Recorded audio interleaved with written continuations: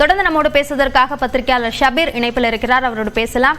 ஷபீர், இப்போ திருமாவளவனுடைய முதலமைச்சரின் இந்த சந்திப்பு, இருவருக்கு இடையேயான இந்த சந்திப்பு என்பது இந்த பிரச்சனைகள் அதிகமாக பேசப்பட்டு கொண்டே இருக்கிறது கடந்த ஒரு வாரமாக.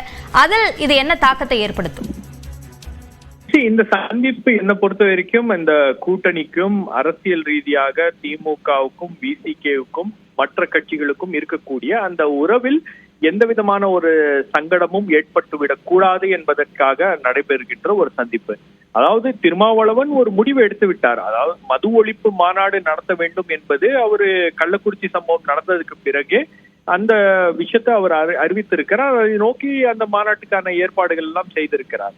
இப்ப என்ன ஸ்பெகுலேஷன் ஆயிருச்சுன்னா, அவர் அதிமுகவுக்கு அழைப்பு விடுத்தது, அதே போல தமிழக வெற்றி கழகத்துக்கு அழைப்பு விடுத்தது, இதெல்லாம் திமுக அணியில் ஒரு சலசலப்பை ஏற்படுத்தி இருக்கிறது. பொதுவாகவே திமுக அணியில இருக்கக்கூடிய கட்சிகளுக்கு ஒரு விதமான நெருக்கடி என்பது இருக்கிறது. பல்வேறு பிரச்சனைகள் தொடர்பாக அவங்க கொஞ்சம் போர்ஸா பேசி இருக்கணும். அப்புறம் இந்த அரசாங்கம் பல விஷயங்களை கண்டுக்க மாட்டேங்குது. குறிப்பாக வேங்க வயல் போன்ற பிரச்சனைகள், அதுக்கப்புறம் கள்ளச்சாராய மரணங்கள், எஸ்சி எஸ்டி மக்கள் மீதான ஒடுக்குமுறை, இந்த மாதிரியான பிரச்சனைகள், அவர்கள் அந்த காஸ்ட் அட்ராசிட்டிஸ் போன்ற விஷயங்கள்லாம் பெரிய அளவுக்கு ஒரு தாக்கத்தை ஏற்படுத்துகிறது.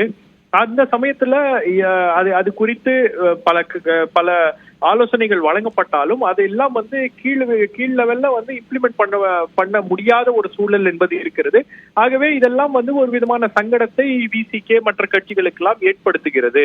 அப்ப அந்த தருணத்துல அவங்களால கூட்டணியில இருக்கோம் அப்படின்றதுக்காக அமைதியா இருந்து விட முடியாது அப்படின்ற ஒரு கட்டாயம் என்பது இருக்கிறது. இப்போ 2026 தேர்தல் என்பது வருகிறது. அந்த தேர்தலுக்கு உங்களுக்கு ஒரு பார்கெயினும் பண்ணணும் அப்படின்னா அதற்கு உங்களுடைய நிலைப்பாடு என்ன என்ற பல்வேறு விஷயங்கள்ல நீங்க அதை காட்ட வேண்டிய ஒரு கட்டாயம் என்பது இருக்கிறது. ஏதோ ஒரு சைலண்ட் பார்ட்னராகவே இருந்துவிட முடியாது அப்படின்றதும் இதுல ஒரு பிரச்சனையாக இருக்கிறது. அப்படின்றதுனாலதான் திருமாவளவன் இந்த விஷயங்களை அவர் கையில் எடுத்திருக்கிறார். அவர் அரசியல் இல்லை அப்படின்னு சொன்னா கூட இது ஒரு முழுக்க ஒரு அரசியல் ரீதியான ஒரு டிமாண்ட் தான். அதாவது ஒரு புதிய கூட்டணிக்கு ஆச்சாரம் இடுவதோ அல்லது எனக்கு பல முனைகள்ல இருந்து என்னால ரீச் அவுட் பண்ண முடியும், இந்த ஒரு காமன் விஷயத்தை எடுத்துக்கிட்டு பல கட்சிகளோட ரீச் அவுட் பண்ண முடியும் அப்படின்ற ஒரு முயற்சியும் அவர் இதன் மூலமாக எடுக்கிறார் அப்படின்னு தான் பாக்குறேன். ஆகவேதான் இந்த விஷயம் இப்படியே விட்டோம்னா அது ஏதாவது ஒரு முரண்ல போய் முடியும் அப்படின்றதுனால இந்த பேச்சுவார்த்தைகளின் மூலமாக கொஞ்சம் அதை சரி செய்ய முடியுமா, கொஞ்சம் அதை நீர்த்து போக செய்ய முடியுமா அப்படின்ற ஒரு முயற்சி தான் இன்னைக்கு நடக்கக்கூடிய ஒரு சந்திப்பாக இருக்கிறது. இந்த சந்திப்புக்கு பிறகு திருமாவளவன் அவர்கள் என்ன பேச போகிறார், அவருடைய நிலைப்பாடுல ஏதாச்சும் மாற்றங்கள் இருக்க போகிறதா அப்படின்றத பொறுத்துதான் நாம அடுத்த கட்டமாக அவர் என்ன செய்ய போகிறார், என்ன நடக்கும் அப்படின்றத பேசணும். ஆட்சியில் பங்கு என்ற அந்த கோரிக்கையில எந்த விதமான பின்வாங்கலையும் திருமாவளவன் தன்னுடைய பேட்டிகள்ல வெளிப்படுத்தல. அதற்கு பிறகு கூட்டணியில் இருப்பதும் வெளியேறுவதும் சுதந்திரமான முடிவு என்ற கருத்தை சொல்கிறார். அதற்கு பிறகு தற்போது முதலமைச்சரை சந்திக்கிறார். இந்த நிகழ்வுகளை எல்லாம் ஒப்பிட்டு பார்க்கும்போது என்ன அரசியல் செய்தி, ஒரு பொலிட்டிக்கல் மெசேஜ் அவர் திருமாவளவன் கொடுக்க முயற்சிக்கிறார்னு புரிஞ்சுக்கணும். நீங்க கூட்டணி கட்சிகளை டேக்கன் ஃபார் கிராண்டட்ன்ற மாதிரி எடுத்துக்க முடியாது அப்படின்றது இதுல மிக முக்கியமான விஷயம். 3.5 வருஷம் ஆயிருச்சு திமுக ஆட்சி அமைந்து. பல்வேறு தரப்புல இருந்து கூட்டணி கட்சிகள் மத்தியில ஒரு கோரிக்கை என்பது இருந்து கொண்டே இருக்கிறது. ஒரு கோஆர்டினேஷன் கமிட்டியை உருவாக்கணும். அந்த கோஆர்டினேஷன் கமிட்டி 3 மாதங்களுக்கு ஒரு முறையோ அல்லது 2 மாதங்களுக்கு ஒரு முறையோ கூடி கூட்டணி கட்சிகளுடைய கருத்துக்கள் எல்லாம் என்ன அப்படின்றத திமுக தெரிந்து கொள்ள வேண்டும் அப்படின்ற ஒரு கருத்து என்பது இருக்கிறது. பட் அதெல்லாம் எந்த விதத்திலும் செயல்படவில்லை அப்படின்றது ஒரு பிரச்சனை. அதே போல திமுக மீதான அந்த அதிருப்தி என்பது கூட்டணி கட்சிகளுக்கும் அது மாறுகிறது. கூட்டணி கட்சிகளுக்கு மீதும் அந்த தாக்கம் என்பது ஏற்படுகிறது அப்படின்றது இன்னொரு பிரச்சனை.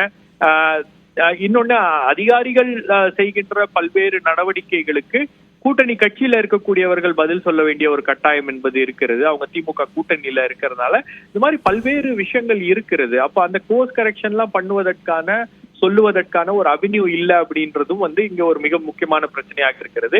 ஆட்சியில் பங்கு அப்படின்றது ஒரு மிகப்பெரிய கோரிக்கை. அது விசிக்க உடைய ஒரு நீண்ட கால கோரிக்கையாகவே இருக்கிறது.